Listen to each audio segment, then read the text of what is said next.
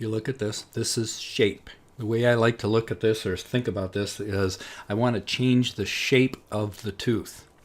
And I can do this either anatomically, I can do it circular, or I can do it two-directional, and I can do it four-directional. We also have a size on it.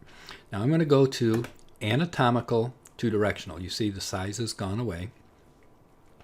Whichever way the arrow is pointing and whichever part of the tooth I grab, you can see I have about half of this tooth, and I can now move these cusps in and out.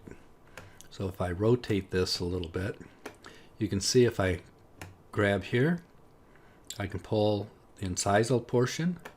If I grab down here, it's more of the height of contour. If I go interproximally, I can move this interproximally.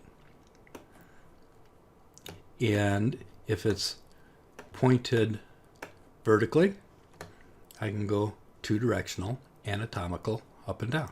So it's whichever way the arrow is pointed is the way that it's going to move. That's anatomical two-directional. Anatomical four-directional is a little bit more robust. You have to be a little more careful with this because I can grab in this area and I can go mesial, distal, buccal, lingual. I can move however I want. So now I've got the anatomical cusp and I'm just moving that cusp around. If I grab the marginal ridge, I can slide half of that tooth. See how it's sliding it? And to be quite frank with you, I very rarely use four-directional.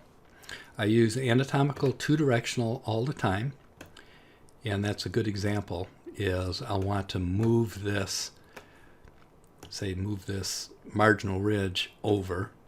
If I want to move the marginal ridge up, I can also do that, but you can see that it will pull the cusps and everything. So this, it takes about a quarter of the tooth. So sometimes this does not work as well as what you would hope. And we'll use two-directional circular for that. So this is two-directional anatomical. Now I'm going to do circular two-directional. And this is where the size comes in. As you can see, I can make this bigger, smaller with the slide bar. But I do it the same way as I do the form tool. I right-click and hold, and then I roll the ball either away from me or towards me. Towards me makes it smaller, away from me makes it larger. This does not respect the anatomy. This is a circle. So if I made this that size, put the circle directional here, you can see it just pulls it whichever direction and whatever size that the arrow is pointed. So this is circular two-directional.